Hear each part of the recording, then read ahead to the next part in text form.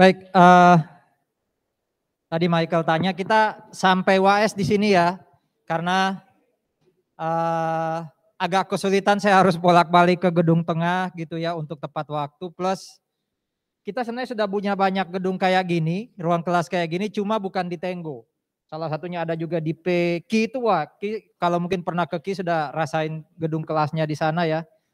Nah, Tenggo ini, gedung T, ini dalam proses perbaikan saudara-saudara, dalam proses renovasi secara total. Jadi harapannya nanti semoga tepat waktu ya. Angkatan 2023 masuk, itu gedung Tenggo sudah berubah wajah. Harapannya seperti itu. Ya. 2023 masuk itu berarti semester genap Agustus ya. Agustus 2023 targetnya sudah kelihatan perubahan wajahnya gedung Tenggo. Ya. Oke, kita mulai ya. Nah, hari ini kita masuk ke masih aset yaitu intangible asset. Ya, intangible asset. Kalau dilihat intangible asset ini, ya silakan.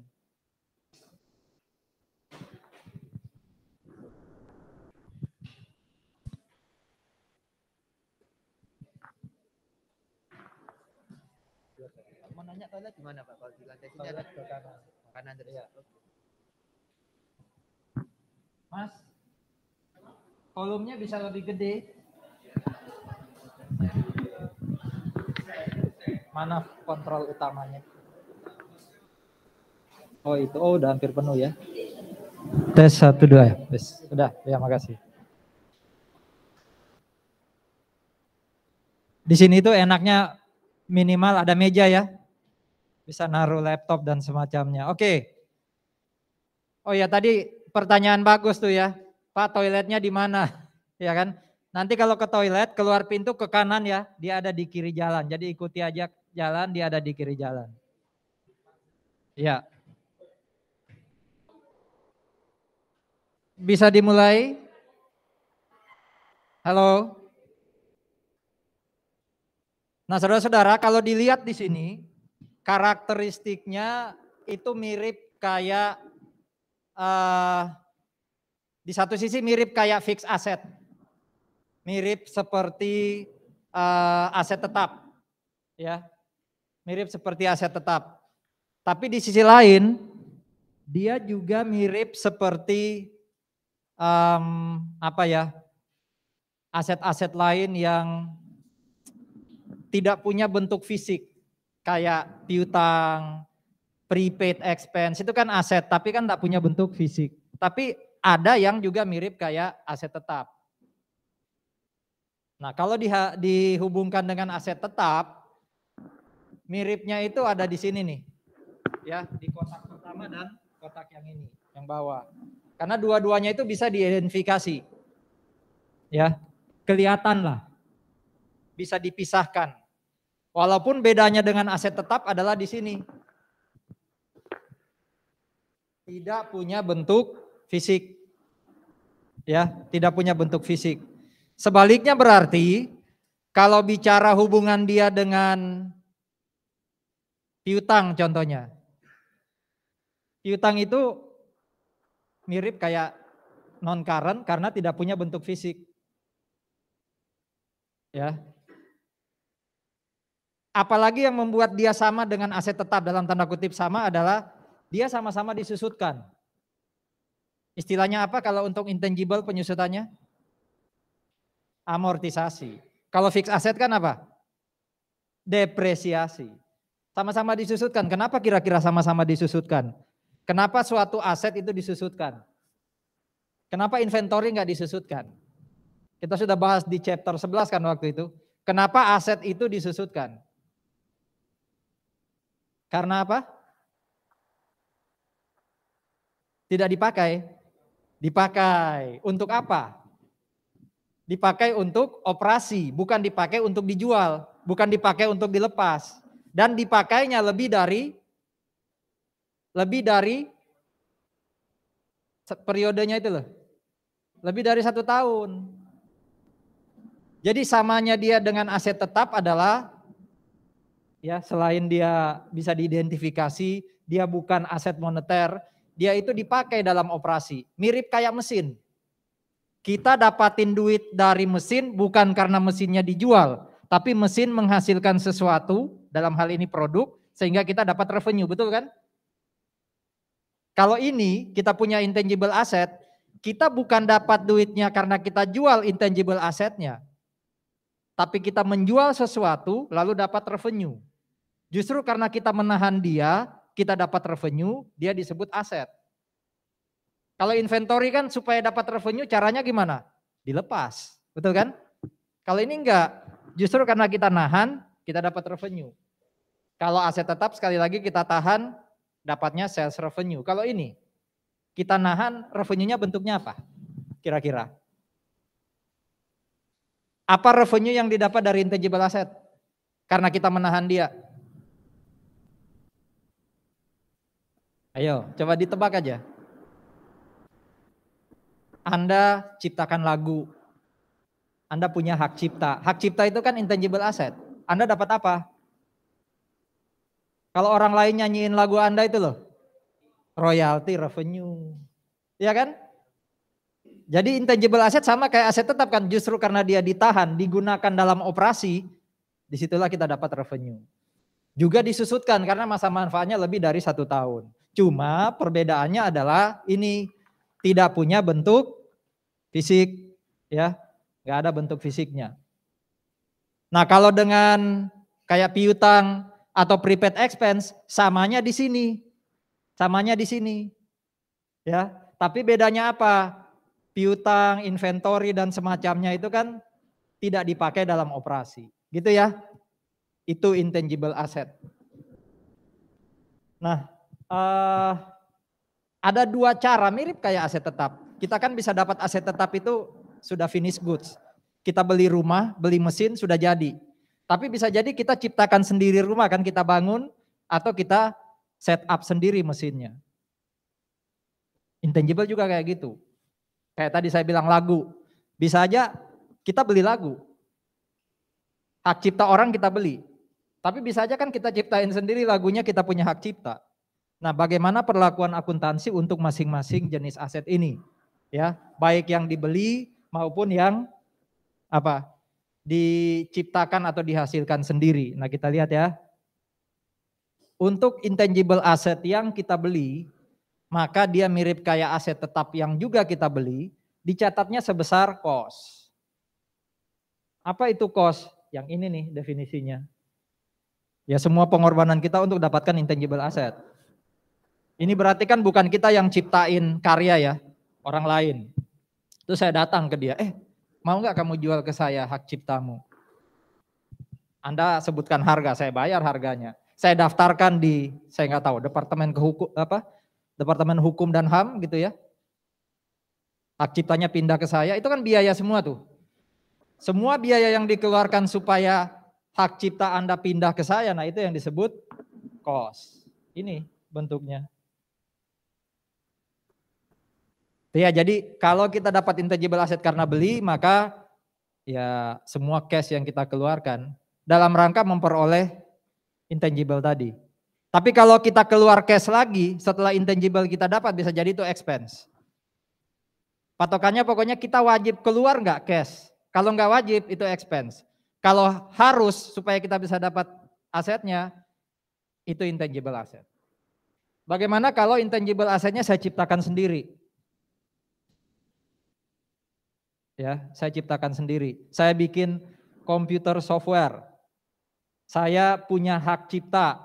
Saya create merek dagang. Ya. Itu gimana cara nyatatnya di laporan keuangan? Nah, di sini dilihat ya.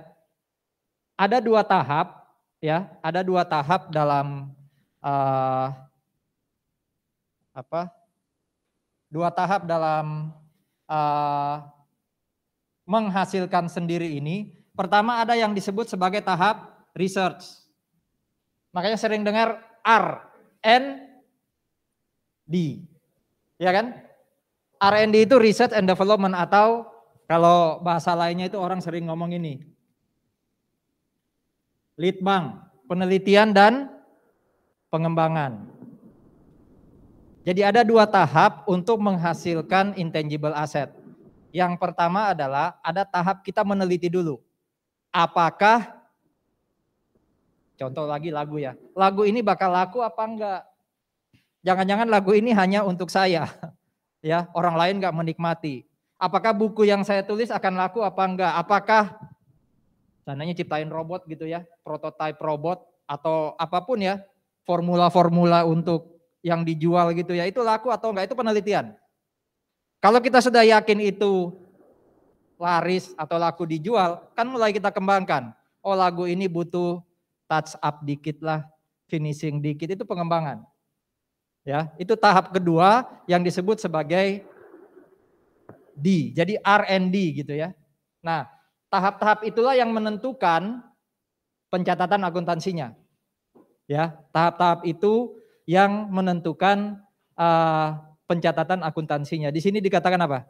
Semua cost dalam tahap research itu jadi apa? Berarti kalau itu research, semuanya jadi expense.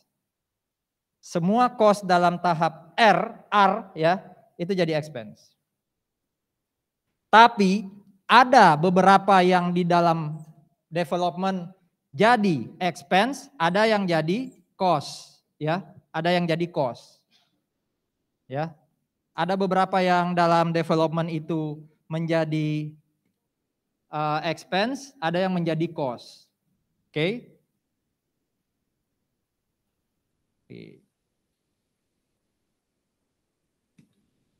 Nah, ini. Oke. Jadi saya ulang ya. Kalau itu research, dia sudah pasti expense.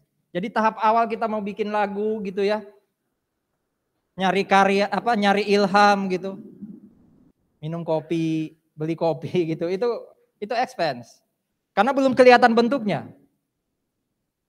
Nah, ketika kita sudah lihat, oh ini kayaknya bakal laris dijual nih, mau diapain lagunya nih, mulai ada yang namanya development. Itu masih bisa expense. Nah, ada beberapa lagi dari development yang akan jadi ini nih. Ingat loh, kata-kata kapitalisasi itu berarti dijadikan kapital, dijadikan apa? Aset. Nah, gampangannya kalau mau dilihat gambarnya ya, ada di slide berikutnya adalah ini nih. Semua yang ada di tahap research itu jadi expense. Ingat-ingat itu aja, R&D. R itu pasti expense. Sementara yang ada di dalam tahap development, yang putih ini semua development ya. Ada beberapa yang masih di expense kan. Ada juga yang sudah dijadikan aset, dikapitalisasi. Oke.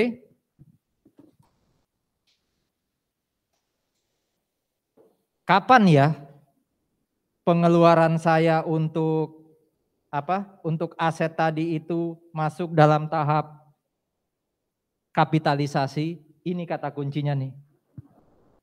Ini kata kuncinya. Kalau pengembangan saya sudah dalam tahap economic viability. Kalau di soal sih diketahui, disebutkan total biaya pengembangan 100 juta, 20 juta sebelum economic viability, 80 juta setelah economic viability. Berarti kita tahu dong 20 jutanya jadi apa? Halo, 20 jutanya jadi apa? Expense. 80 jutanya jadi cost, jadi capital. Sekarang bagaimana kita tahu di praktek? Bagaimana caranya kita tahu di praktek development ini sudah masuk di economic viability atau belum? Kita baca definisinya di belakang ya.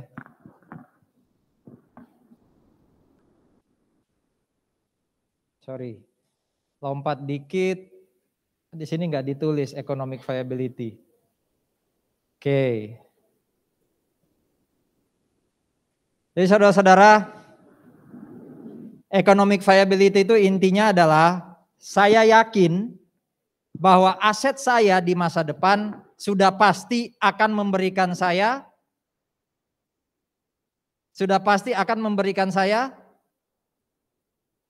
revenue. Jadi kalau saya masih di pengembangan tapi belum yakin bakal dapat revenue, itu masih expense semua tuh. Putih yang ini nih, putih yang ini. Tapi ketika saya bilang, ini sudah nih, yakin nih, sudah economic viability, sudah yakin akan dapat revenue. Semua pengembangan yang di sini itu jadi aset. Sekali lagi kalau di soal diketahui, kalau di praktek berarti apa? Butuh apa? Untuk tahu ini sudah economic viability atau belum? Tidak lain tidak bukan butuh hikmat. Betul ya? Insting, kalau dalam bahasa bisnis, insting bisnis, sense of business. Tapi bahasa rohaninya butuh hikmat. Oh udah economic viability nih. Ya. Nah semua pengeluaran setelah itu jadi aset. Itu dulu deh. Kapan jadi cost, kapan jadi expense. Ya, itu tergantung dibeli atau dibuat sendiri, research atau development. Clear ya harusnya ya.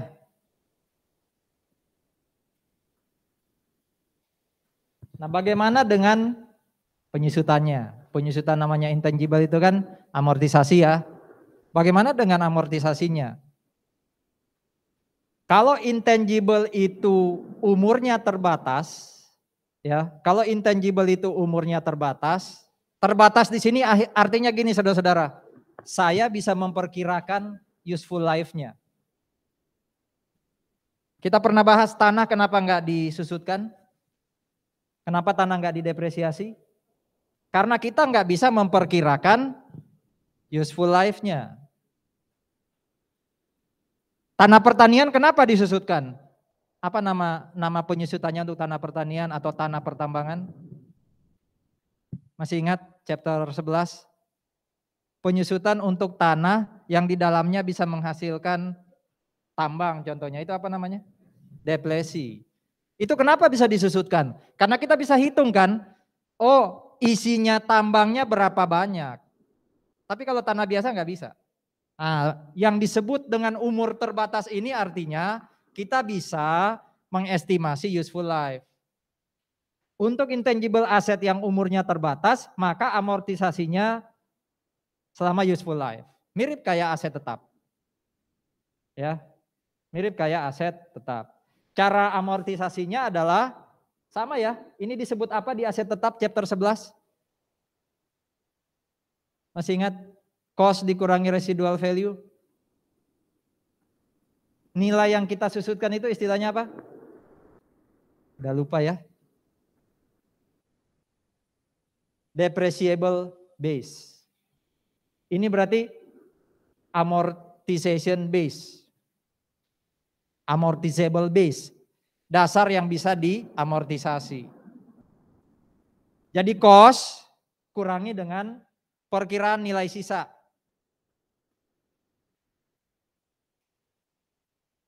Residual value itu nilainya kapan ya?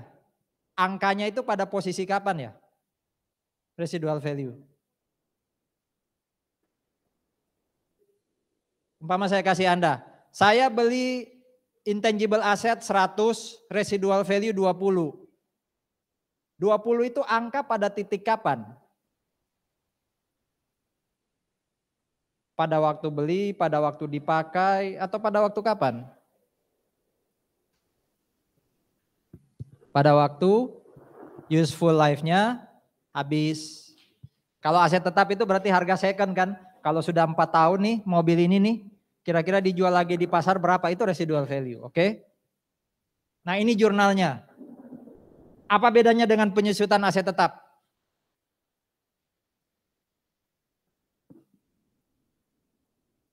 Apa bedanya dengan penyusutan aset tetap? Ya ini depannya amortization expense. Kalau aset tetap kan depreciation expense. Aset tetap itu nggak ada yang bawah. Betul ya? Aset tetap itu hanya yang atas kan? Depreciation expense to accumulated depreciation. Mirip kayak ini kan? Tapi ada pertimbangan kedua atau alternatif kedua. Yaitu amortization expense to intangible assetnya yang berkurang. Selama di soal tidak disebutkan secara khusus, pakai yang atas. Ya. Ada aset-aset khusus yang wajib pakai yang bawah. Tapi kalau aset itu tidak disebutkan secara khusus, Anda pakai yang atas. Oke. Nah, residual value, useful life sama kayak aset tetap, itu dievaluasi tahunan. Ini memang umurnya benar tah, tinggal 5 tahun. Jangan-jangan lebih panjang atau bahkan lebih pendek. Nah, itu evaluasinya tahunan. Bagaimana dengan intangible asset yang umurnya nggak bisa diestimasi? Ya, kata-kata tidak terbatas ini bukan berarti abadi ya, tapi umurnya itu nggak bisa diestimasi. Nah ini jelas tidak perlu diamortisasi, nggak ada penyusutan, ya, tapi perlu dilakukan. Masih ingat harusnya ini chapter 11, impairment. Bahasa Indonesianya apa ya? Impair. Suatu aset tetap mengalami impair. Itu artinya dia mengalami penurunan nilai. Tercatatnya 100. Tercatatnya 100. Di buku besar sama statement of financial position 100. Di pasar nilainya lebih rendah. Berarti kan saya nggak bisa lepas dia dapat 100. Nah itu impairment.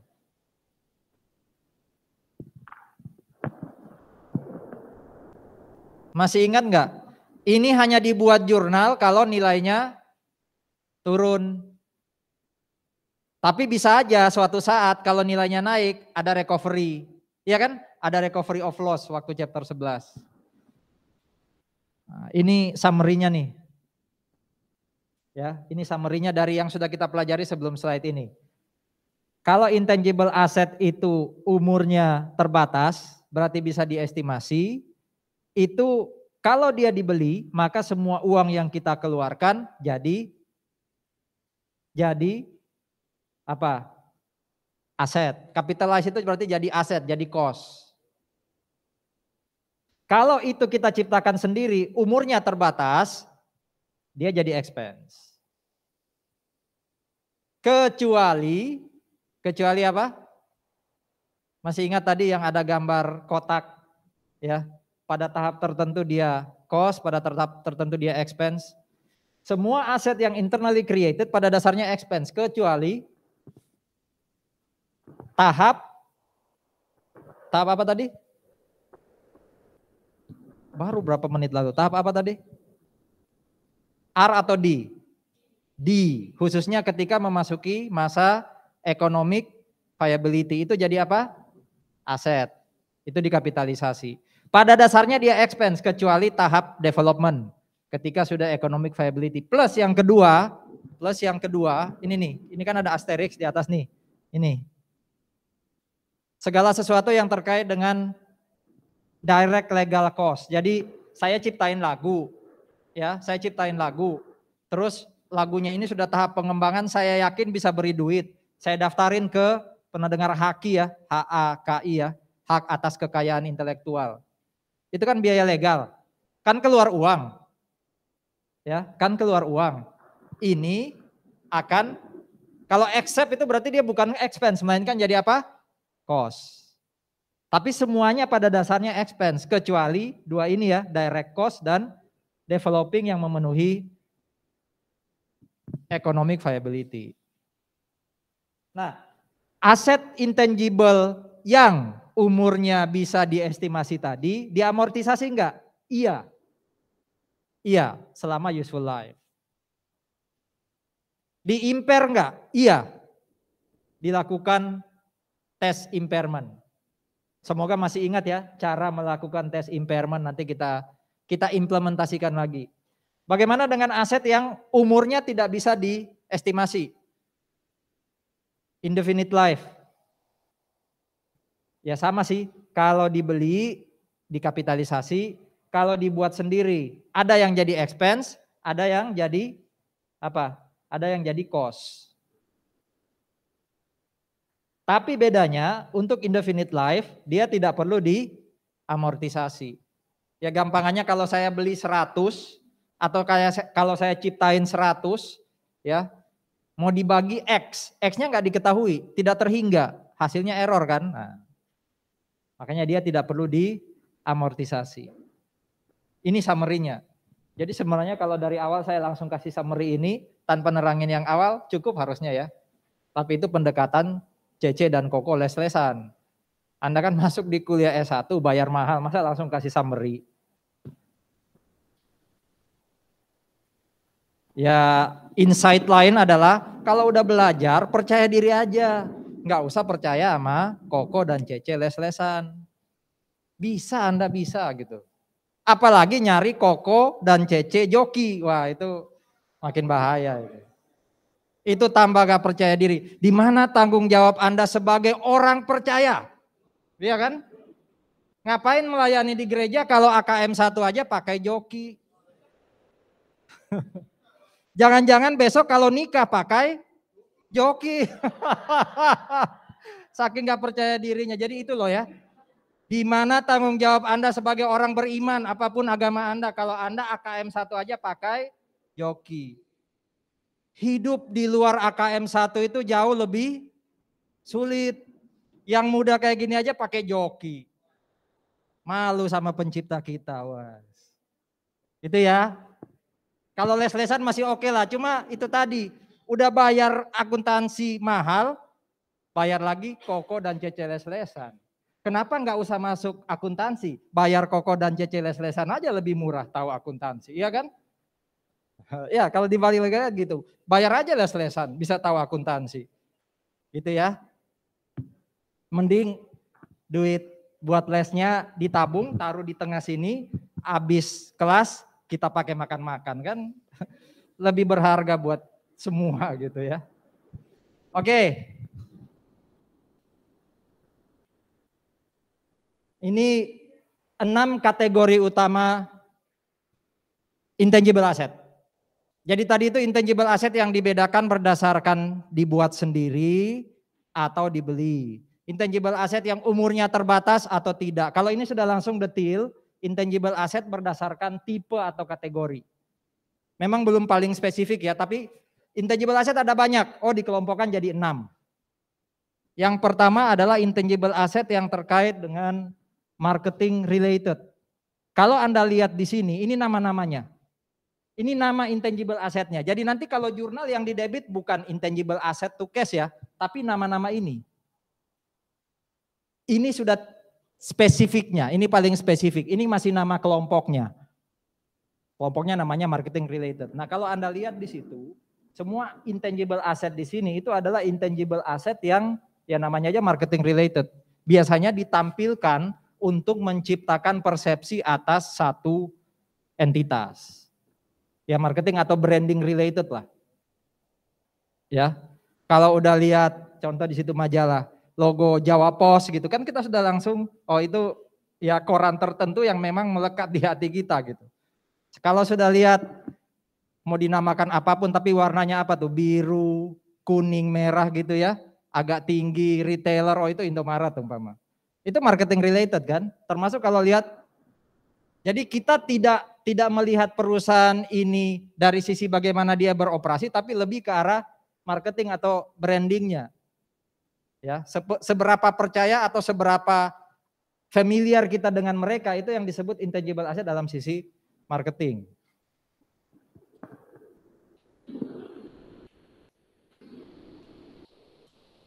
Nah, lupa di mute. Nah, itu berarti branding tertentu melekat di dia gitu ya. Oke, coba lihat ya sekali lagi. Halo. Halo. Ini adalah nama-nama dari intangible asset yang terkait dengan marketing. Kalau di Amerika ini diperbarui selama 10 tahun sekali. Ya. Semua biaya yang kita keluarkan untuk memperoleh ini itu dikapitalisasi. Itu dikapitalisasi. Karena yang terjadi sekarang adalah Anda kalau mau jadi agen tunggal pemegang mereknya Mercy di Indonesia kan harus bayar. Betul ya? Kalau kita pengen jualan Mercy di Indonesia, buka showroom khusus Mercy, jadi showroomnya, kan kita harus bayar atas logo ini loh. Atas logo ini. Ya. Berarti kan kita beli, nggak mungkin kita create sendiri. Nah itu dikapitalisasi. Ya, itu dikapitalisasi. Tidak ada amortisasi. Kenapa? Ayo, coba jawab. Kenapa ini tidak ada amortisasi? Karena, useful life-nya tidak terhingga. Itu kan teknis ya, kan berarti sudah hafal tadi, ini progres dibanding yang lain. Dia bisa hubungkan keterangan slide sebelumnya dengan ini. Pertanyaan berikutnya, kok bisa useful life-nya tidak terhingga? Ya, sudah benar tadi teknis, tapi konsepnya kenapa useful life untuk marketing related ini tidak terhingga? Padahal ada kata-kata diperbarui 10 tahun. Kenapa disebut useful life tidak terhingga? Betul, ini tidak diamortisasi karena useful life tidak terhingga. Pertanyaannya kenapa sih marketing related yang kayak gini-gini nih, logo, itu dianggap tidak bisa diestimasi useful life-nya? Ayo. Pernah nggak kita tahu kapan ini akan tutup? Kapan ini akan bangkrut? Ya kata Amsal atau pengkhotbah, segala sesuatu di bawah dunia memang sia-sia ya. Tapi coba tanya Amsal atau pengkhotbah, Pak, kapan ini ditutup? Kapan ini bangkrut? Kan nggak bisa tahu. Tapi suatu saat akan bangkrut atau tutup, iya. Tapi balik kapan? Kan nggak tahu. Berarti bisa nggak kita estimasi ini berlaku kapan? Kan nggak bisa. Makanya apa? Tidak diamortisasi. Ini 10 tahun apa? Ini hanya untuk seberapa sering kita harus bayar duit untuk apa? Memperbaharui, itu aja. Tapi kalau kita punya ini, intangible asset ini, kita pemilik ini kan berlaku selamanya buat kita. Ini kan buat yang pakai logo kita kan? Kalau Anda pemilik logo ini, selama kita masih berusaha, berbisnis, ya belum ada kemungkinan tutup, berarti kan nggak diketahui sampai kapan. Oke? Itu marketing related, ada pertanyaan? Yang kedua itu customer related. Coba lihat nama-nama intangible assetnya.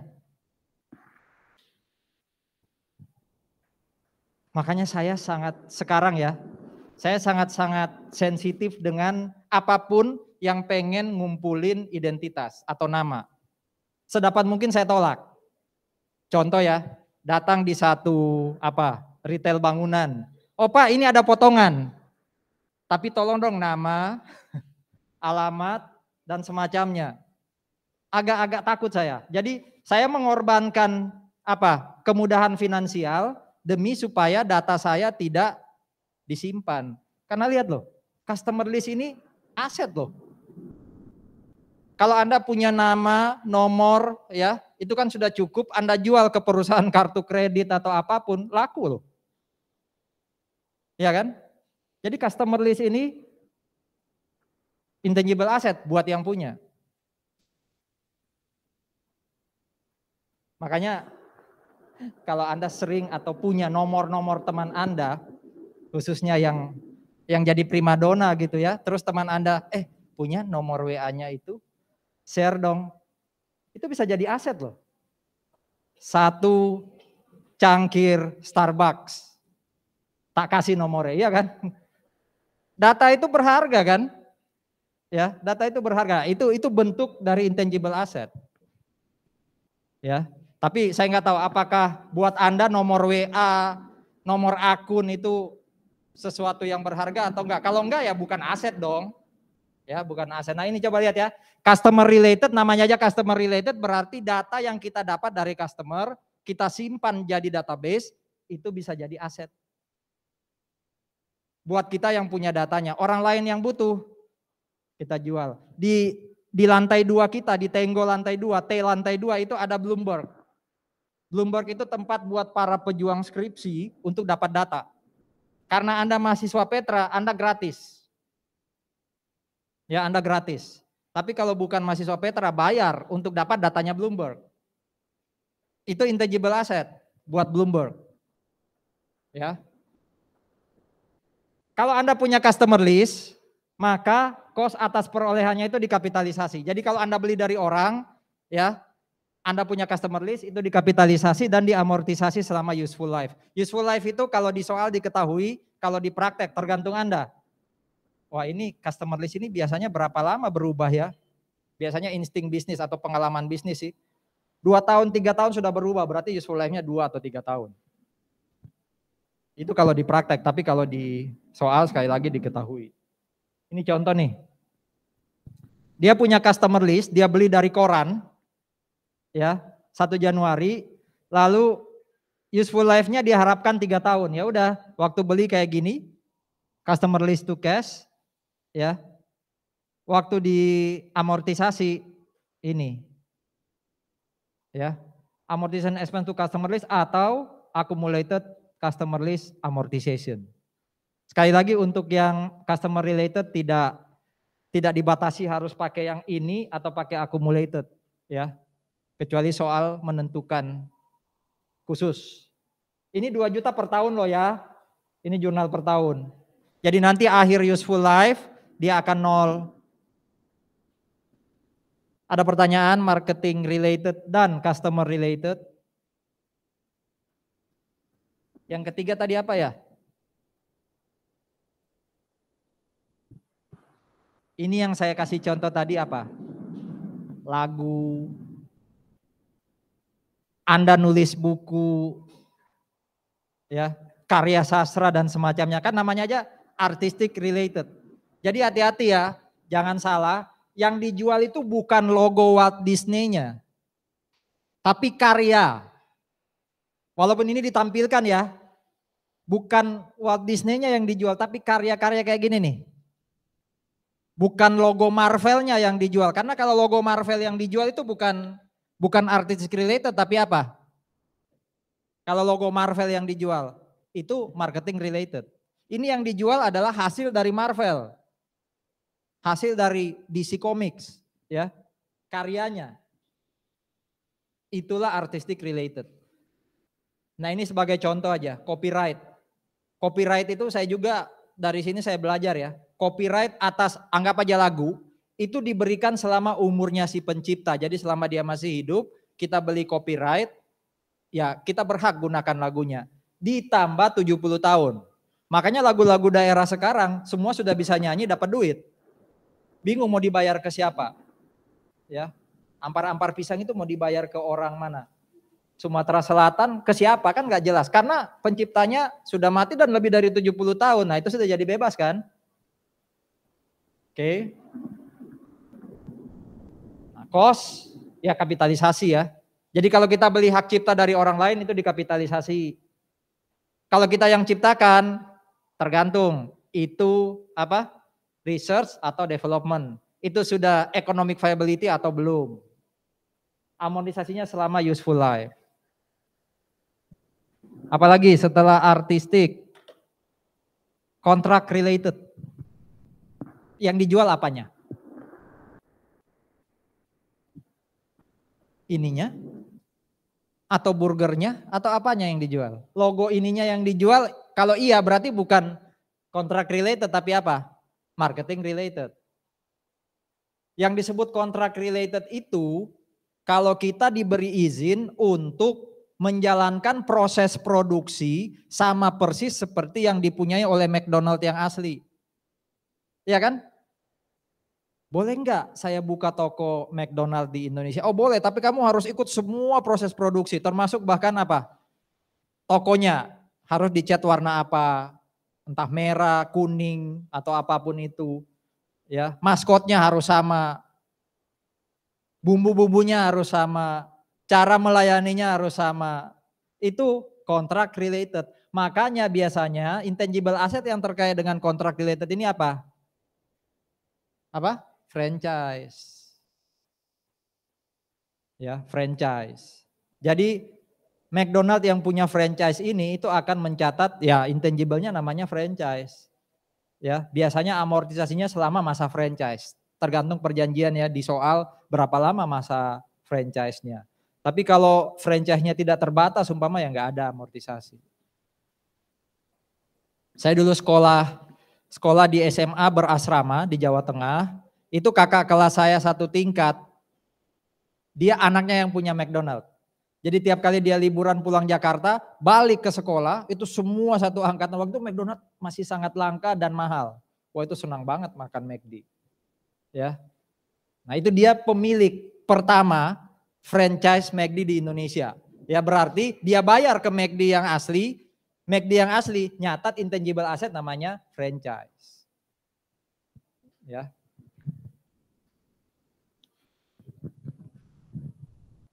Apalagi yang perlu ditekankan, apalagi sih yang kurang setelah kontrak?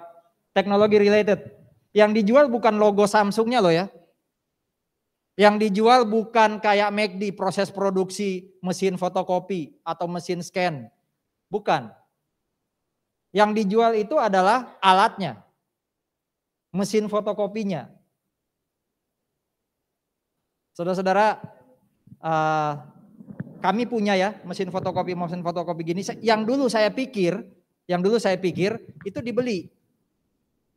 Itu dibeli, kalau sudah rusak ya dilepas, ternyata enggak. Itu kayak sewa dari Samsung. Ya. Jadi setiap kali fotokopi itu meterannya jalan, kita bayarnya ke Samsung, ya tergantung harga yang kita sepakati ya. Setiap kali ada fotokopi berapa per lembar. Jadi saya dapat mesin itu enggak bayar. Saya bayarnya apa? Kalau dilakukan fotokopi. Jadi sebenarnya saya itu atau Samsung itu buka usaha fotokopi di Petra yang operasikan saya. Iya kan? Itu mirip kayak saya ke tempat fotokopi di sekitar Siwalan datang, ya dia fotokopiin, saya bayar ke dia. Masih ada enggak ya fotokopi? Masih laku enggak? Harusnya udah enggak ya. Ini hanya contoh aja bahwa Samsung itu punya mesin fotokopi itu tidak dijual tapi dia manfaatkan ini. Jadi Petra itu bayar sesuatu ke dia akui sebagai intangible asset. Termasuk kalau mesinnya butuh perbaikan saya nggak boleh panggil orang lain loh. Harus orang dia yang datang. Itu sudah masuk dalam kontrak. Sekali sebulan datang untuk perbaikan. Kalau apa istilahnya ya kayak printer itu loh. Apa? Yang mengeluarkan tintanya itu rusak dia yang ganti. Ya, itu teknologi related. Ya, termasuk merek-merek ini nih. Pemegangnya memperoleh hak eksklusif 20 tahun. Ya, cost-nya dikapitalisasi. Nah ini. Buat si Samsung waktu R&D dia expense. Ya, dia expense. Amortisasinya selama useful life atau legal life. Tergantung mana yang lebih singkat. Kalau di soal nanti diketahui, khusus untuk teknologi related, memilih mana yang lebih singkat ya, useful life atau legal life. PT ini mengeluarkan legal cost, sudah tutup mata. Legal cost pasti jadi apa? Legal cost pasti jadi apa? Cost atau expense? Namanya legal pasti jadi cost. Jadi dia pasti kalau saya keluarkan, yang saya debit bukan expense, tapi nama asetnya. Nah di sini nama asetnya apa nih? Oh mempertahankan paten, berarti nama asetnya yang kita debit paten. Bukan patent expense. Karena ini legal, ingat ya legal selalu jadi nama aset. Dikapitalisasi. Ya. Nah ini ternyata diamortisasi pakai straight line, ya udah langsung dibagi aja. Ya, langsung dibagi useful life 20 tahun.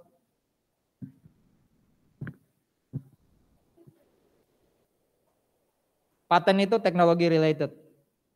Ya, karena saya boleh bagi orang-orang yang beli paten ya, saya boleh pakai produk hasilnya yang diciptakan Pak Agus umpama. Hak paten atas satu produk. Ya.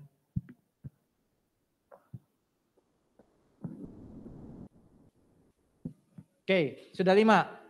Intangible asset. Ini yang ke-6. Sebelum masuk yang ke-6 ada pertanyaan. Karena yang ke-6 ini agak beda dibanding 5 tadi. Nanti kelihatan kerasa bedanya apa. Tapi silakan kalau ada pertanyaan.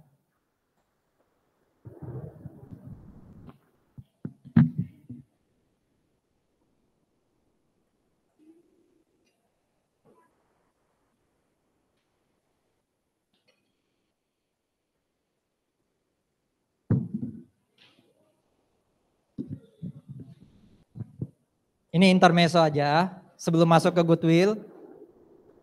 Saya mulai Februari 2023 akan sama kayak Anda. Saya jadi mahasiswa. Tapi saya mahasiswa S3. Ya. Akan tambah sibuk. Pesan saya satu sebenarnya apa? Jangan sampai baru mulai. Anda tepuk tangan kalau saya lulus karena berat tuh S3. Tapi pesan saya satu ya. Ingat ya, ini angkatan berapa? 2021. Ingat loh pesan saya hari ini ya. Jangan sampai saya duluan lulus. Hati-hati loh ya, saya lulus terus saya lihat, oh masih ada Michael. Tak ketawain. Ya, jadi ya bukan masalah sayanya sih. Ini kan sudah semester berapa? 4? 3. Ya mulai atur waktu benar-benar. Jadi semester 3 itu kalaupun semester 1, 2 agak fail ya, IPK-nya rendah atau apa, itu untuk memperbaikinya masih jauh lebih enak. Jadi masih bisa, percaya saya, masih bisa lulus paling enggak 4 tahun. Ya masih bisa. Jadi tapi segera bertobat ya. Kalau bertobatnya semester 4 atau 5 udah telat. Artinya apa? Butuh waktu tambahan tuh untuk lulus. Kalau sekarang masih bisa. Ya, silakan memotivasi diri dengan apapun. Salah satunya tadi ya, jangan sampai Pak Agus lulus, saya belum lulus gitu ya. S3 itu 3 sampai 4 tahun. Hitungannya sejak Februari 2023 loh ya itu. Oke, masuk ke goodwill. Saudara-saudara ini goodwill. Coba dibaca definisinya. Goodwill mencerminkan manfaat ekonomi di masa depan dari aset. Jadi di masa depan saya akan dapat revenue. Dari mana? Dari aset yang saya dapat dari business combination. Apa contoh business combination? Kalau bicara business combination langsung pop up apa? Kombinasi bisnis, berarti ada banyak bisnis dikombinasikan. Contohnya apa berarti? Merger, iya kan? Akuisisi, likuidasi, itu kan business combination ya. Jadi karena saya beli perusahaan lain, di masa depan saya bisa dapat revenue. Itu yang namanya apa? Itu yang namanya apa? Goodwill. Jadi goodwill itu hanya muncul kalau saya beli perusahaan lain. Kalau saya beli sahamnya, nggak ada goodwill. Ini yang saya beli perusahaannya. Berarti kepemilikan saya berapa persen dong? 100. Kalau saya beli saham kan bisa 100 sih, tapi bisa jadi kurang dari 100. Kalau beli perusahaannya saya pasti pemilik 100%. Disitulah goodwill mungkin muncul. Goodwill akan muncul kalau kita di masa depan bisa dapat revenue. Tapi kalau saya beli perusahaan di masa depan revenue-nya masih diragukan, bukan goodwill. Jadi intinya ini goodwill. Kapan goodwill di jurnal? Kalau seluruh bisnis dibeli. Jadi kalau saya hanya beli 50%-nya bisnisnya, sisanya masih dimiliki yang lain, itu sama kayak beli saham. Berarti nggak ada goodwill. Ya. Bagaimana cara menghitung goodwill? Ini definisinya, ini cara ngitungnya. Coba lihat ya. Uang yang saya bayar, cost ini kan berarti uang yang saya bayar untuk beli bisnis ya, dikurangi fair value dari net asset yang saya beli, jadi uang yang saya bayar 100, fair value net asset 80, goodwill-nya 20. Jadi saya bayar 100 untuk bisnis yang nilainya di pasar itu 80. Karena logikanya kok mau ya seorang investor beli perusahaan yang nilainya di atas kertas hanya 80. Nilainya di pasar hanya 80, tapi dia mau bayar lebih. Nah, itu yang disebut goodwill. Ya. Nah, ini tuh mirip kayak orang narsis. Saya kalau ngelamar pekerjaan minta 10 juta pasti dibayar. Karena saya punya nilai lebih. Pasaran Surabaya sekarang berapa sih kalau S1 baru lulus? 6. Saya minta 10 pasti dibayar. Berarti goodwill saya 4 juta. Wah. Itu kan evaluasi diri sendiri ya. Nah ini yang disebut goodwill yang dihasilkan sendiri. Sayangnya tidak diakui. Goodwill yang tadi saya estimasi atas diri saya itu baru bisa terbukti kalau beneran saya ngelamar kerja dibayar 10 juta. Berarti goodwill saya 4 juta diakui. Yang ngakui tapi yang beli, bukan saya. Itu ya. Tapi rumusnya nggak sesederhana ini loh. Tadi rumusnya apa?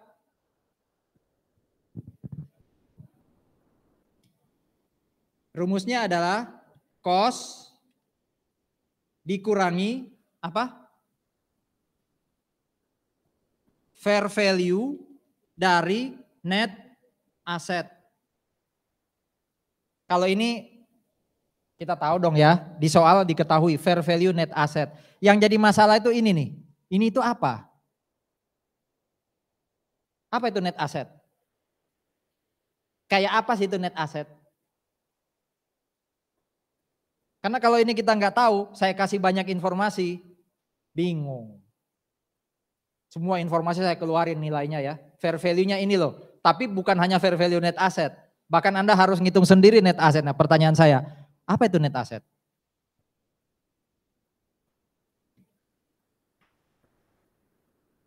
Net asset itu cost kurangi akumulasi, bukan itu nilai buku. Net asset itu cost dikurangi allowance, itu NRV. Terus net asset itu kayak gimana? Ingat-ingat ya, gampangannya itu net asset adalah total aset, ya, total aset kurangi, atau dengan kata lain ini sebenarnya apa? A kurang L apa? Persamaan dasar akuntansi. Itu net asset. Berarti kalau sudah tahu ini net asset, carilah fair value-nya net asset. Bukan aset yang bruto, tapi aset setelah dikurangi hutang. Itu net asset. Jadi kalau sering dengar nanti net asset, itu sebenarnya equity. Segampang itu. Pikirnya udah kemana-mana. Oke. Kita masuk sekarang ke lanjutannya. Coba kita lihat. Perusahaan ini nyari divisi suku cadang. Dia butuh divisi suku cadang untuk melengkapi usaha traktor. Dia punya traktor tapi nggak punya suku cadang. Ya. Saya lupa ini tipe merger. Ada tipe merger yang vertikal, ada yang horizontal. Ya. Ini kan sebenarnya tipe merger yang ya bisa dibilang melengkapi kan. Traktor saya biasanya butuh suku cadang, daripada beli dari orang, saya beli aja divisi suku cadang. Ya. Nah, dia tertarik untuk membeli ini nih. Jadi ini yang punya duit, ini yang akan dibeli. Ini informasinya Tractor Link. Ya, ini informasinya Tractor Link di neracanya, di balance sheet-nya atau statement of financial position. Yang Anda lihat sekarang di ilustrasi ini yang disebut sebagai book value. Nilai yang tercatat atau carrying amount. Jelas ya, diketahui carrying amount-nya sekian. Kalau saya tanya, berapa carrying amount of net asset? Berapa carrying amount of net asset? Lama mikirnya. Net asset adalah equity. Equity yang mana di dua ini? Di tiga ini? 1 dan 2. Berarti berapa? 200. Tapi itu belum fair value loh ya. Itu masih book value. Itu masih carrying amount atau carrying value. Nilai yang tercatat. Pokoknya 255 total aset kurangi liabilities 55. Ya 200 kan. Ini masih diketahui loh ya. Nah, perusahaan yang pengen membeli tadi, yang punya duit tadi, itu cari tahu berapa sih fair value-nya Tractor Link. Biasanya kalau di praktek nyewa yang namanya appraisal. Tolong dong appraisal nilai tuh. Tractor link itu nilai di pasarnya sekarang berapa? Ada teknik untuk ngitung. Ya, teknik untuk ngitung. Ketemulah angka ini. Ketemulah nilai ini. Jadi jangan salah loh ya. Ini tadi book value, ini yang namanya apa? Fair value. Nah, tadi yang perlu kita cari tahu variabelnya adalah fair value of net asset. Net asset itu total aset kurangi liabilities. Ketemunya berapa Nuh? Berapa nih? 350. Harusnya kalau saya mau beli cukup 350. Tapi saya berani bayar berapa? 400. Berarti ada nilai lebih yang pengen saya bayar. Itu mirip kayak orang tadi ya. Dia datang, dia bilang saya, ya biasa ya proses interview. Lalu mungkin ya ditanya pengen gaji berapa? Oh saya ikut, bukan ikut sih. Sudah saya hitung Pak biaya normal kalau hidup di Surabaya itu 6 juta. Langsung si bos bilang, saya bayar 10 juta. Kamu punya potensi di atas 6 juta. Wah itu berarti goodwill-nya adalah kayak ini nih. Perusahaan ini 350.000 kerendahan nih, tak bayar lebih. Nah lebihnya itu yang disebut goodwill. Ya, nih goodwill-nya 50.000.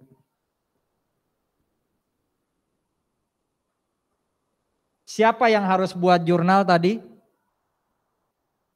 Tractor link atau multi? Yang akan buat jurnal goodwill, tractor link atau multi diversified? Masih bingung jawabnya? Tractor link itu dibeli. Yang membeli adalah multi diversified. Padahal di sini dikatakan goodwill itu diakui ketika seluruh bisnis dibeli.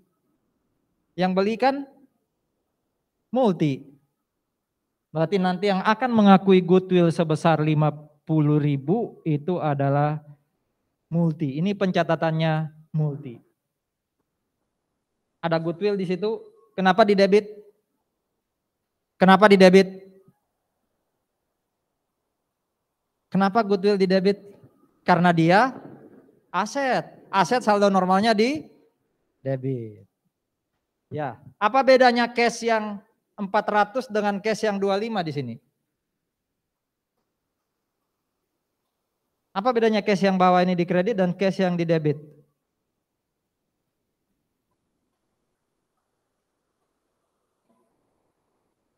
Ini cash apa nih? Ini cash yang dibayar oleh multi kepada pemilik traktor link karena dia beli. Kalau ini cashnya traktor link. Betul nggak? Coba lihat. Berapa cashnya traktor link?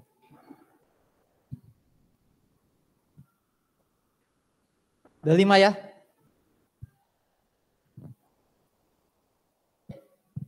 Nilai semua yang ditulis di sini entah di debit atau kredit selain cash yang dikeluarkan untuk bayar tadi ya.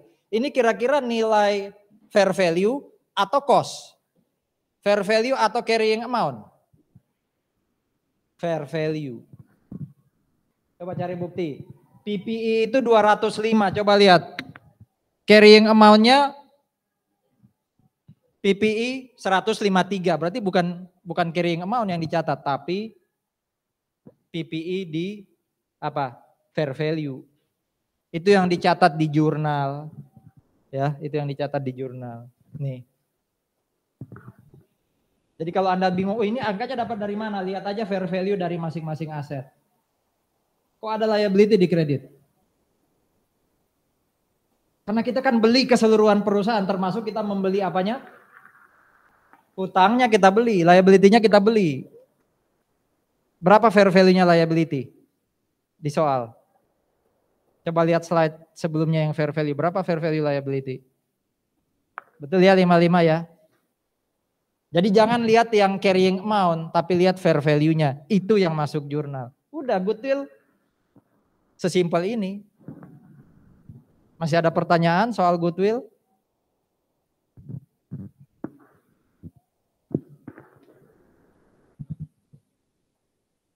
Kira-kira, jangan buka slide berikutnya ya. Ini kan intangible asset. Kira-kira dia diamortisasi atau enggak? Ayo, kira-kira dia diamortisasi atau enggak?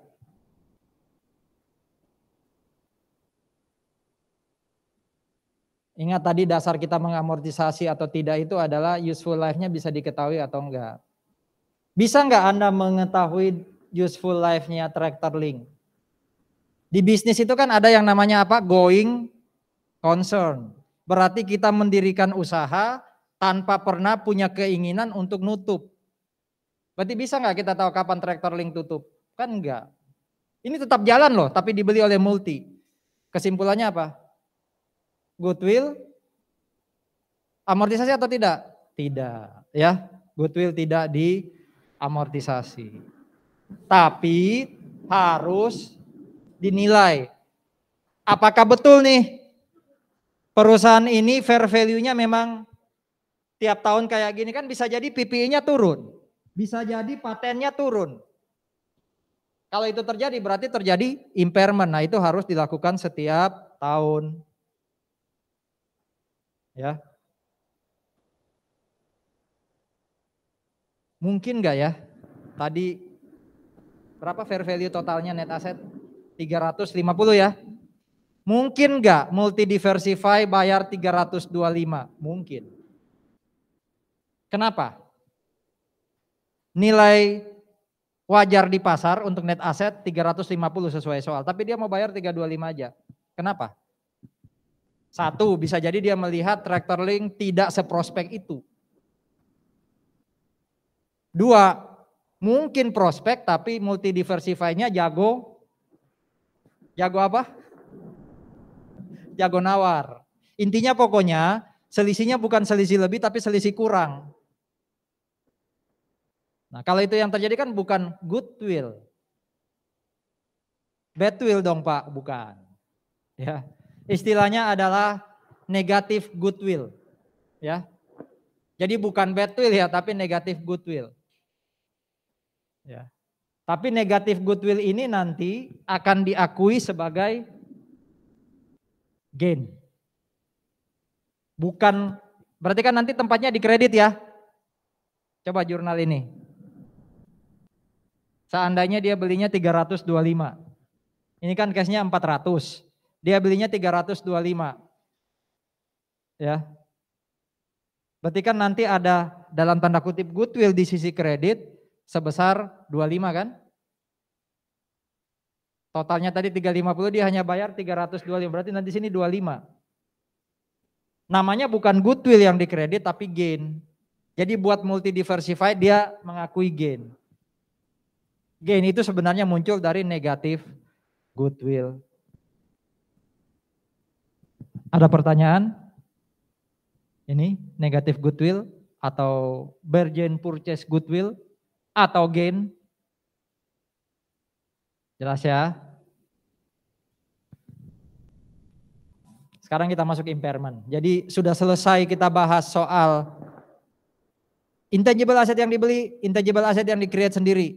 Intangible asset yang useful life-nya terbatas, intangible asset yang useful life-nya tidak bisa diketahui. Termasuk 6 tipe intangible asset. Sudah. Selesai sudah itu. Sekarang kita masuk ke impairment yang sebenarnya pernah kita pelajari chapter 11 sebelum UTS.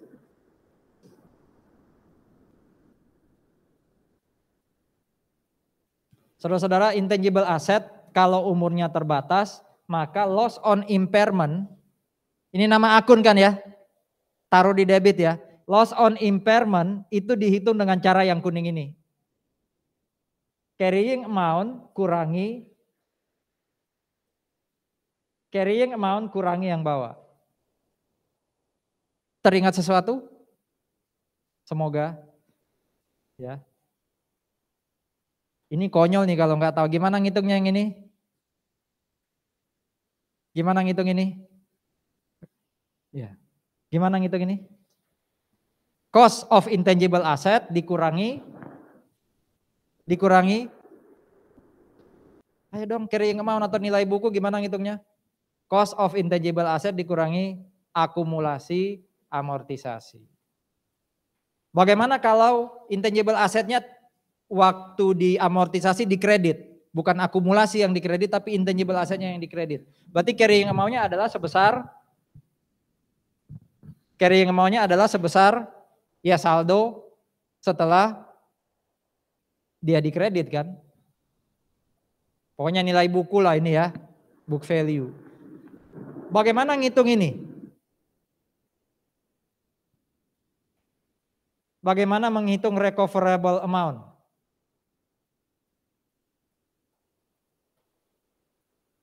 Lupa Pak, chapter 11 itu waktu itu dikasihnya menjelang UTS terburu-buru. Oke. Recoverable amount itu adalah perbandingan antara NRV dan value in use. Jadi recoverable amount itu didapat dengan membandingkan dua ini. Mana yang paling apa di antara dua ini? Paling rendah? Salah ya. Mana yang paling tinggi itu yang nanti jadi recoverable amount. Tapi loss on impairment itu muncul kalau yang ini lebih rendah daripada carrying amount. Jadi mungkin paling rendahnya itu kecampur di sini. Ini dibandingkan paling tinggi itu recoverable. Kalau ini dibandingkan ternyata ini ya carrying amount-nya itu lebih besar dari recoverable, berarti ini lebih rendah, maka muncul impairment. Kalau ini masih lebih tinggi, tidak ada impairment. Tidak perlu dibuat jurnal. Ya. Higher of. Ini NRV. NRV itu tadi rumusnya adalah, semoga masih ingat, fair value dikurangi cost yang akan dikeluarkan karena menjual. Biaya iklan, biaya angkut penjualan, apapun itu. Itu NRV. Sementara yang namanya apa?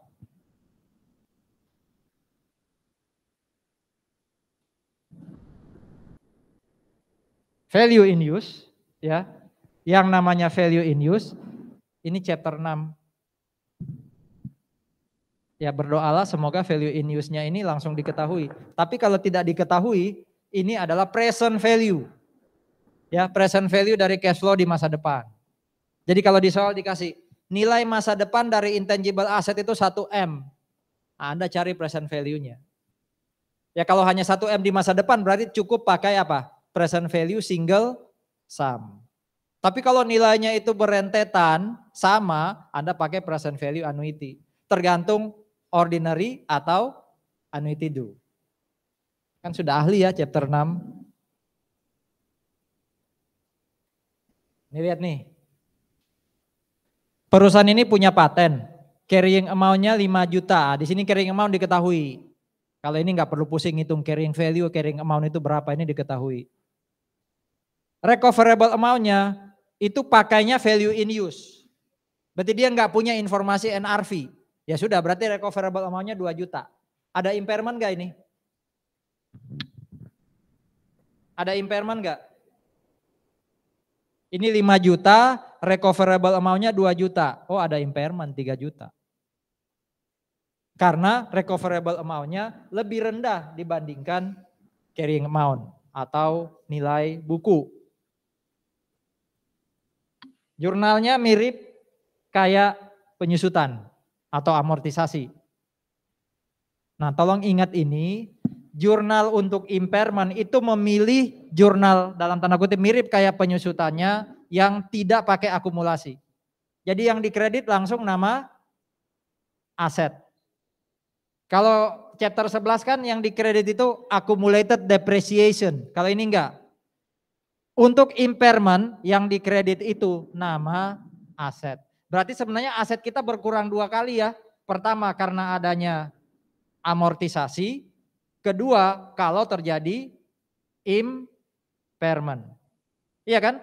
Kalau diamortisasi yang dikreditkan bisa aja paten kan? Di-impair karena terjadi impairment, paten lagi dikurangi, berarti dia berkurang 2 kali. Sama kayak pertanyaan saya di chapter 11. Kita lakukan tes impairment ini kapan? Sebelum atau setelah penyusutan? Jadi kalau tahun 2021, Sebelum penyusutan 2021 atau setelah penyusutan 2021? Nilai 5 juta ini kan carrying amount tadi ya. Carrying amount itu apa? Cost kurangi akumulasi amortisasi. Pertanyaan saya, akumulasi amortisasi itu sudah sampai 2021 atau sebelum 2021? Atau pertanyaan yang besar tadi ya, impairment itu dilakukan setelah penyusutan atau sebelum penyusutan? Halo? Kita mengimpair dulu baru amortisasi atau kita ngamortisasi dulu baru test of impairment?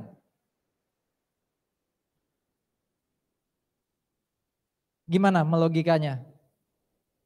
Logika paling simpel adalah mana yang duluan dibahas tadi, amortisasi atau impairment? Amortisasi berarti impairment dilakukan setelah amortisasi, iya kan? Itu logika paling gampang, slide-nya itu impairment Pak setelah amortisasi. Dan memang demikian. Tapi logika teoritisnya adalah kita menghitung carrying amount, itu carrying amount terbaru. Berarti carrying amount yang sudah diamortisasi, berarti amortisasi dulu dong, baru di-impair. Karena kalau saya impairment dulu, baru tahu nilai baru, diamortisasi lagi, ya itu nggak pas. Ya jadi ini dilakukan setelah amortisasi. Ada pertanyaan impairment?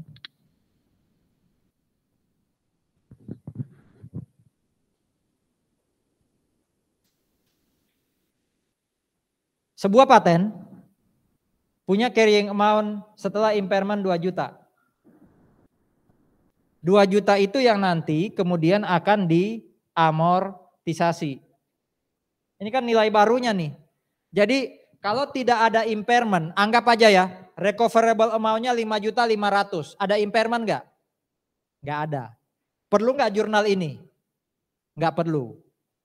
Berarti 5 juta ini yang akan terus diamortisasi.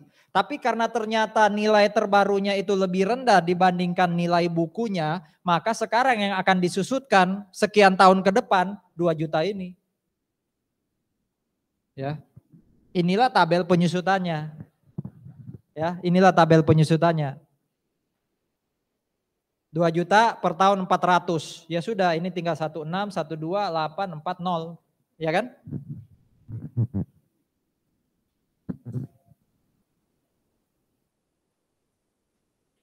Di tahun 2023, ini enggak sulit bacanya ya.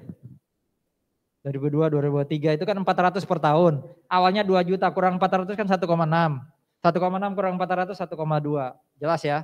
Di tahun 2023 setelah dinilai ternyata recoverable amount-nya 1.750. Padahal carrying amount-nya berapa di tahun 2023? Berapa carrying amount di tahun 2023?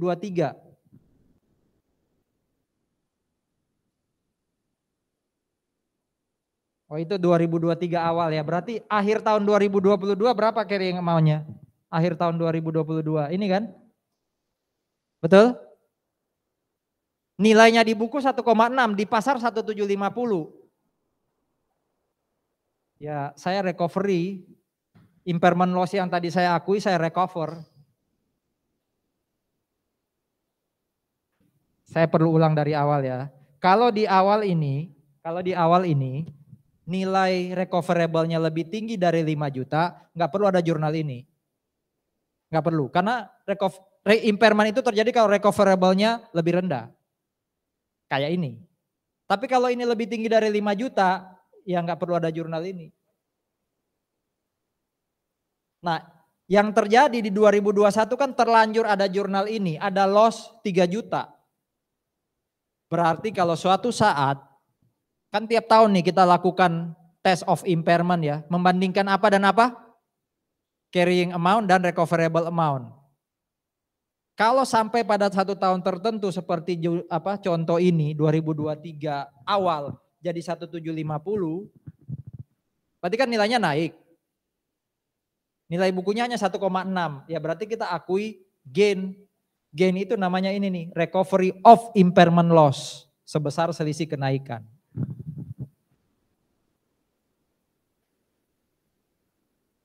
Berarti nilainya di 2023 awal 1750. Kalau saya ganti ya soalnya ya, kita kembali ke sini. Kita kembali ke sini ya, nggak ada soal tadi, anggap aja yang 1750. Di akhir 2022 atau di awal 2023, ternyata recoverable amount-nya 5.100.000. Jadi sama kayak ini soalnya, tapi ini saya ganti jadi 5.100.000. Jurnalnya akan sama kayak gini, tapi angkanya berapa?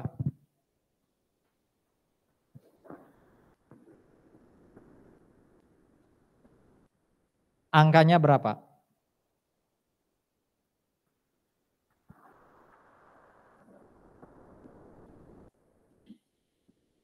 Atau cara dapat angkanya gimana sih? Apa kurang apa? 5.100.000 kurangi, kan awal 2023 atau akhir 2022. Berarti 5.100.000 kurangi ini. Atau berapa?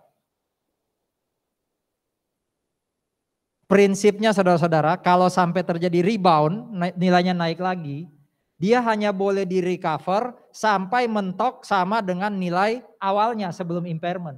Berapa nilai awalnya sebelum impairment? Berapa nilai awal sebelum impairment? Soal sebelum ini loh. 5 juta kan? Berarti kalau saya tadi kasih contoh nilainya jadi 5.100.000 di tahun 2023 awal, ya nggak boleh. Tetap nilainya maksimum kalau di recovery ya, nilainya rebound naik lagi, maksimal ini. Berarti bukan 5.100.000 kurang 1,6, melainkan 5 juta kurangi 1,6. Itulah yang nanti akan jadi patent to recovery of impairment loss-nya. Oke? Prinsip itu jangan dilupakan.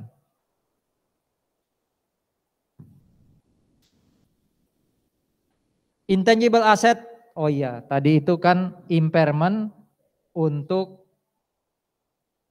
ini ada judul ya. Ini impairment untuk intangible asset dengan umur yang diketahui. Bagaimana kalau umurnya nggak diketahui? Useful life-nya nggak bisa diprediksi. Tapi selain goodwill. Jadi nanti akan ada 3 impairment ya. Impairment yang umurnya terbatas. Sisanya 2 ini impairment yang umurnya tidak terbatas. Tapi ada goodwill, ada bukan goodwill. Nah ini yang bukan goodwill. Impairment test sama dilakukan tahunan, caranya sama, recoverable amount, bandingkan dengan carrying amount. Impairment terjadi ketika recoverable amount lebih kecil dari carrying amount, jadi sama sebenarnya. Ada 3 sekali lagi, impairment untuk yang umurnya terbatas, impairment untuk umur tidak terbatas tapi goodwill, impairment untuk umur tidak terbatas tapi bukan goodwill. Ini yang ketiga. Di mana yang ketiga ini sama dengan yang ke-1 kan? Tidak ada prinsip yang berbeda. Soalnya panjang ya, pelan-pelan. Dia beli lisensi. Lisensi ini intangible asset. Lisensi bisa diperbarui itu 10 tahun sekali, sudah 2 kali dia perbarui, ya. Cash flow-nya diharapkan tidak terbatas. Berarti kan tidak terbatas ya. Tapi karena ini lisensi, ini bukan goodwill. Oke. Karena suatu kondisi, lisensi tadi turun nilainya. Terjadi impairment. Ternyata recoverable amount-nya itu dihitung, ini enak soalnya nih, langsung diketahui. Recoverable amount-nya pakai apa ini? Fair value kurang cost to sell. Apa istilahnya? NRV. Rupanya NRV 1,5 itu langsung jadi recoverable amount. Ya sudah. Carrying amount-nya 2 juta, NRV-nya atau recoverable amount yang berdasarkan NRV-nya 1,5. Ya udah, ini loss on impairment. Enggak beda dengan yang pertama tadi. Ya. Jurnalnya apa ini? Debit, loss on impairment. Kredit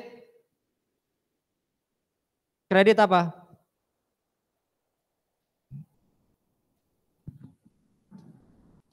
Tergantung nama asetnya. Ya. Bagaimana kalau impairment-nya goodwill? Agak beda. Impairment goodwill ini oke, tahunan, tapi nggak boleh ada pemulihan. Kalau yang tadi kan boleh ya, kalau nilainya rebound tahun depan naik, boleh recovery, ini nggak boleh ada pemulihan. Dan dia dilakukan atas ya yang kita beli tadi. Kalau Anda multi, berarti Anda lakukan impairment test atas tractor link. Ya, atas tractor link. Yang juga membedakan adalah di sini jelas. Recoverable amount-nya hanya pakai, berarti yang nggak dipakai apa? Yang informasi yang pasti nggak relevan apa untuk goodwill kalau mau ngitung impairment? Paham gak sih pertanyaan saya? Untuk ngitung impairmentnya goodwill, informasi apa yang nggak relevan? Nggak usah dilihat, di-ignore. NRV. Jadi walaupun di soal ada NRV, Anda nggak perlu perhatikan. Karena recoverable amount-nya pakainya value in use. Ya. Kalau yang dua tadi kan bisa aja dua-duanya.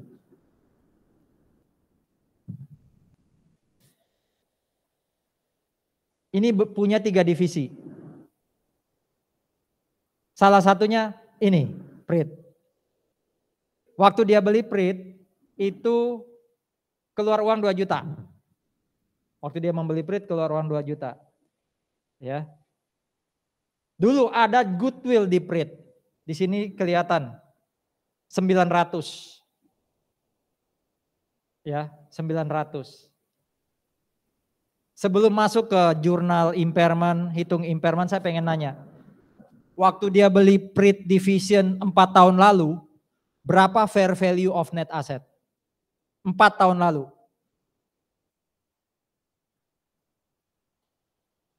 Halo? 4 tahun lalu waktu, gimana bacanya tuh? Call. Ya. Call buy ini beli PRIT, dia kan keluar uang 2 juta. Ada goodwill 900. Berapa fair value of net asset?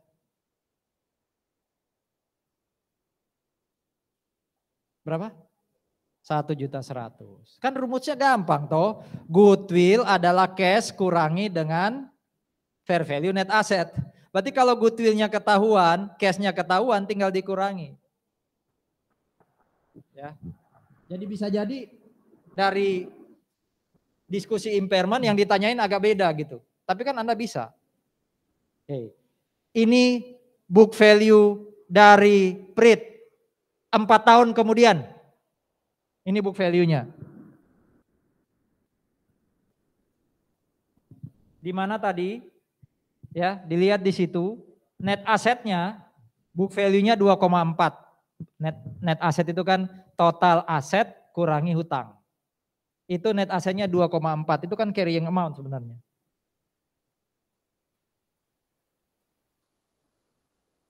Ya kan? Carrying amount. Di mana recoverable amount-nya itu hanya pakai value in use. Yang diketahui 2,8.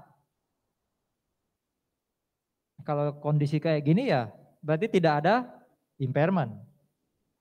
Nah, bagaimana kalau ternyata recoverable amount-nya itu 1,9. Ini jurnalnya. Jadi sebenarnya tidak begitu jauh berbeda, hanya dasar ngitungnya aja yang berbeda. Plus tadi ini tidak ada recovery ya. Tidak ada recovery.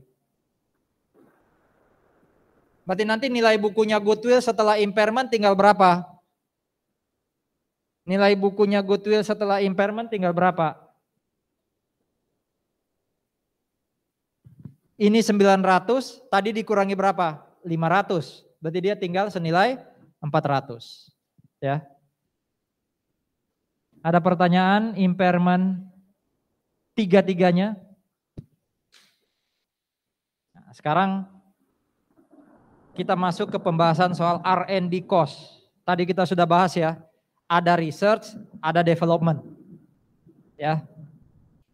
Terus di perusahaan selain biaya marketing ini biaya yang harusnya punya perhatian khusus tuh manajemen. Ya. Karena ini yang menentukan nanti kita bisa dapat revenue atau enggak di masa depan. Tapi agak sulit kalau itu perusahaan jasa kayak Petra. Kita terus mikir gimana caranya menghasilkan produk. Produknya Petra itu dalam bentuk apa sih? Kalau Anda jadi pengusaha institusi pendidikan, Produk institusi pendidikan itu apa sih kalau universitas? Jurusan. Tax accounting, business accounting itu produk. Berarti kalau di Petra ada yang mikirkan produk, program-program baru, jurusan-jurusan baru itu proses R&D. Ya, kalau di manufaktur jauh lebih gampang. Ya, R&D-nya ya menghasilkan barang fisik gitu ya. Paten dan hak cipta, intangible asset yang namanya paten dan hak cipta itu sebenarnya hasil dari R&D. Karena untuk menghasilkan produk supaya digunakan orang lain, saya harus lakukan riset. Ya, saya harus lakukan riset dan pengembangan. Ya ini data aja ya. Coba lihat persentasenya, cukup signifikan tuh. R&D dibandingkan salesnya cukup signifikan. Ada yang bahkan sampai 21% ya, 20,57, 20,81. Ya, lumayan tuh. Ini ngulang lagi ya, R selalu jadi expense. D bisa jadi expense, bisa jadi aset. Kapan jadi aset? Kalau dia, di sini rupanya economic viability-nya tadi saya cari ya. Ini economic viability definisinya. Kalau pengembangan tadi benar-benar diyakini di masa depan akan memberikan kita duit, memberikan kita revenue.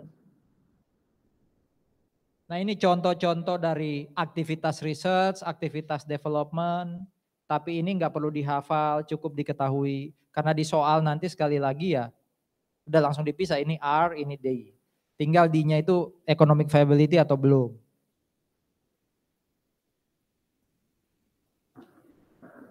Ini sih pertanyaan sebenarnya ini. Ini sebenarnya pertanyaan. Jangan buka slide-nya, slide-nya jangan dioperasikan. Coba test drive diri sendiri ya. Kalau saya keluar uang untuk bahan baku, peralatan dan fasilitas, itu artinya diakui sebagai apa?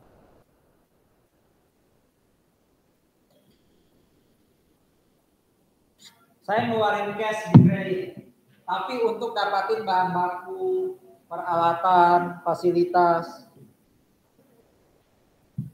itu harusnya diakui sebagai apa? Nah, ini jawabannya nih, ya sebentar. Nggak kelihatan kalau di sini.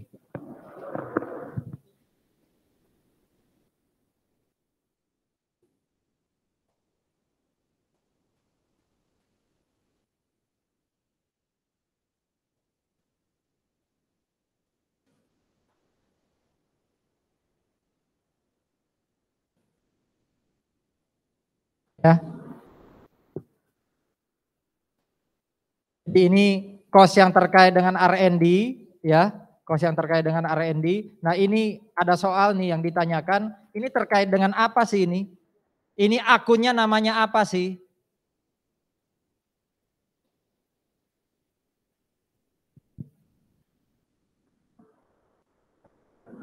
Saya keluar uang untuk investasi. Saya keluar uang untuk investasi. Jadi saya beli saham perusahaan lain, beli obligasi perusahaan lain. Itu akun apa? Long term investment. Ini kenapa jadi PPI? Kalau Anda punya slide-nya kan bisa ya, bisa Anda jalankan ketutup. Tapi kalau Anda langsung print rasanya langsung jawabannya yang ke print. Ini kenapa jadi PPI? Timberland itu apa sih? Timberland itu apa? Justin Pak, bukan. Apa Timberland? Apa itu Timberland? Tanah yang di dalamnya ada timber. Iya kan? Tanah yang di dalamnya ada apa? Ya bahan tambang kan? Makanya agak aneh ya orang kalau dinamain Timberland gitu. Ya. Kenapa jadi PPI itu pertanyaannya? PPI itu kan aset tetap. Kenapa jadi aset tetap? Ya karena tanah itu tidak untuk dijual. Yang akan dijual kan bahan tambangnya. Betul kan? Itu jadi aset tetap. Coba baca ini nih. Cost of engineering activity. Ada aktivitas untuk melakukan atau membuat desain. Ada aktivitas untuk apa? Membuat desain produk.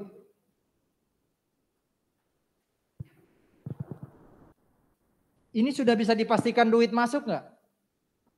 Ada aktivitas untuk membuat desain. Desainnya aja belum kebayang, berarti kan belum bisa dong. Berarti ini harusnya jadi apa? Expense. Ini uang sewa dibayar di muka. Ya sudah tahu toh akunnya namanya apa? Prepaid. Saya beli equipment. Saya beli equipment untuk aktivitas R&D. Berarti dia jadi apa? PPE. Ini juga masih research ya? Searching kok, masih research berarti. Berarti expense. Ada lagi enggak ya? Cost untuk menghasilkan apa? Kayak formula. Oh bukan ya, sorry. Ini cost untuk bikin perusahaan. Apa contoh cost untuk bikin perusahaan? Waktu mau bikin perusahaan ngurus apa? SIUP, TDP, pokoknya dokumen-dokumen untuk buat perusahaan itu loh. Waktu kita keluar uang untuk membentuk atau form of corporation, ya ingat baik-baik ya, biaya yang dikeluarkan untuk membuat perusahaan itu nggak boleh jadi cost, nggak boleh dikapitalisasi, dia jadi expense. Kalau ini, saya punya startup tapi rugi terus, ya loss ya, ini loss. Biaya training, kalau biaya training expense dong ya. Beli franchise. Beli franchise, berarti kita membeli intangible aset, selalu diakui sebagai cost. Beli intangible aset cost loh ya. Ya intangible aset. Goodwill yang dihasilkan sendiri. Tadi apa katanya? Tidak boleh narsis kan, jadi tidak dicatat. Cost of testing. Ini masih testing nih. Oh ini masih R&D expense. Ada lagi nih. Ini boleh nggak jadi intangible asset? Goodwill yang didapat karena memperoleh atau membeli bisnis. Boleh ya? Jadi intangible. Cost of developing a patent. Jadi paten itu dikembangkan. Ini kita masih asumsi belum economic viability. Cost membeli paten. Kalau ini kan kita mengembangkan paten. Kalau ini cost membeli paten. Ya cost. Ya, cost. Nama asetnya paten, ya kan? Legal cost selalu jadi cost. Unrecovered cost. Jadi kita apa? Kita kalah di pengadilan. Ini kita kalah di pengadilan nih. Ini kan legal cost, berarti intangible asset. Cost untuk membuat formulasi dari alternatif produk. Ini masih R&D, ya. Apalagi nih? Membeli copyright, intangible. Kalau ini jelas dong. Ini jelas. Ini jadi apa? Expense atau aset? Aset nih. After achieving. Ya, after achieving. Kalau long term receivable ya long term investment. Cost of developing trademark. Ya, expense. Purchasing, ini aset. Kok receh-receh sih ya soalnya ya. Ini bisa dilihat ya, saudara-saudara, summary-nya ya. Ini summary atas R&D cost. Ya. Ini tadi sebenarnya ya, ada startup cost itu expense, kerugian jadi loss, biaya iklan expense, R&D intangible asset masih in process, itu selalu diukur fair value. Oke, sekarang cara lain untuk menentukan berapa R&D expense. Berarti kalau dia bukan R&D expense, dia cost.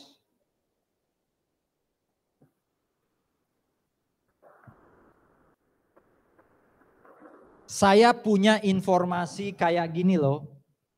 Berapa R&D expense-nya itu pertanyaannya. Pertama, saya punya equipment, punya PPE, saya beli untuk proyek R&D. Paham ya? Saya beli mesin untuk penelitian dan pengembangan. Tapi masa manfaat lebih dari 5 tahun. Anda langsung muter dong otaknya. Kalau masa manfaat lebih dari 1 tahun, boleh nggak jadi expense? Boleh nggak jadi expense? Pengeluaran lebih dari 1 tahun selalu akan jadi aset. Berarti nggak ada R&D expense-nya dong di sini. Ada nggak R&D expense dari 330? Apakah semua jadi aset? Mesin itu kan kalau 1 tahun lewat kalau 1 tahun lewat dia akan disusutkan. Itulah R&D expense-nya. Jadi bukan 330 ya, bukan 330, tapi bagian dari mesin yang disusutkan. Dalam hal ini adalah 66. Jadi dari semua pengeluaran ini tidak semua jadi R&D expense. Contoh nih yang 330 hanya 66. Kenapa? Karena yang jadi expense hanya 330 bagi 5 kan useful life-nya 5 tahun. Saya punya bahan baku dikonsumsi dalam R&D yang tadi ada kotak-kotak material kan. Boleh nggak jadi R&D expense? Boleh. Jadi tadi 66 ditambah 59. Keluar biaya konsultasi untuk proyek R&D, boleh nggak? Harusnya boleh. Saya bayar tenaga kerja, boleh nggak? Boleh. Bayar honor gajinya itu loh, upah. Ada juga indirect cost, boleh aja tapi. Nah kenapa ini nggak boleh? Kenapa yang bawah nggak boleh? Kata kuncinya yang mana? Yang membuat dia nggak boleh? Kata kuncinya apa sampai ini 34.000 nggak diakui? Masa depan. Berarti kapan ini jadi expense? Di masa depan kayak ini kan? Jadi kalau tahun depan material ini dipakai, nah dia muncul jadi expense tahun depan. Berarti tahun ini dia jadi apa dong? Apa nama akunnya dong kalau bukan R&D expense? Bisa prepaid, supplies bisa, ya kan? Yang pasti dia aset, bukan expense. Ada pertanyaan, jadi kalau di total, ada nggak totalnya sih? 403. Ini jadi kabur ya. 66, 59, 100, 128, 50, 403.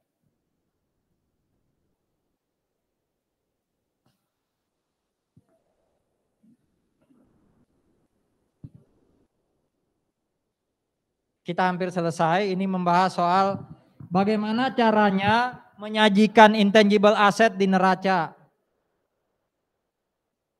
Kalau intangible asetnya selain goodwill, apa katanya ini?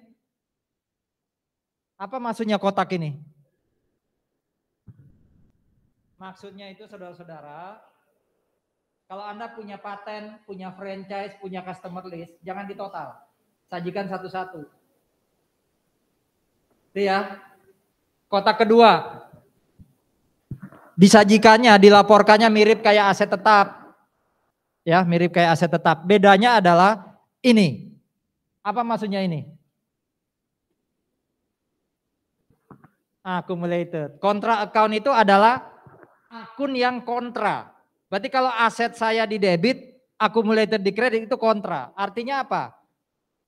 Kalau intangible aset saya itu disusutkan, diamortisasinya, kreditnya accumulated amortization, jangan ditulis accumulatednya. Kan tadi pilihannya dua ya. Boleh kreditnya accumulated, boleh kreditnya apa? Langsung motong aset kan. Seandainya saya pakai accumulated, accumulatednya jangan ditulis. Berarti gimana cara menyajikannya kalau saya punya paten, ya, saya punya paten 100, accumulatednya anggap aja 20.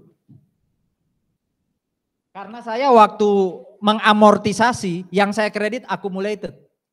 Terus bagaimana caranya saya tulis di statement of financial position dong?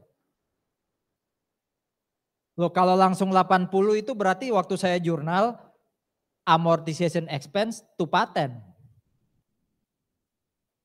Ayo gimana caranya tidak sama kayak itu. Karena kalau Anda bilang langsung 80 itu berarti Anda jurnalnya aku amortization expense to patent. Kalau ini saya jurnalnya amortization expense to accumulated. Padahal saya dilarang nulis accumulated di neraca. Ya nulisnya gini berarti di neraca ya lihat ya. Paten dalam tanda kurung net. Ya net. Tetap ditulis 80 tapi netnya ini ditulis net of accumulated 20. Jadi nilainya tetap yang ditulis adalah nilai netnya. Tapi accumulatednya itu dimasukkan dalam kurung. Kalau yang tadi bilang langsung 80, ini nggak perlu ditulis. Langsung paten 80. Gitu ya. Itu yang dimaksud dengan kontra account tidak disajikan. Ada lagi enggak? Amortization expense harus ditulis, impairment loss dan pemulihannya juga harus ditulis, dan di notes-nya harus menyajikan amortization expense untuk setiap tipe aset.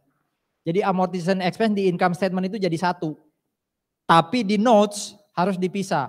Amortisasi untuk paten berapa, untuk customer list berapa, untuk franchise berapa itu harus ditulis di notes. Tapi di income statement satu tok. Satu akun. Mungkin kayak gini ya. Ini kan di income statement. Nanti di notes-nya didetilkan. Angka 122 ini terdiri atas apa saja.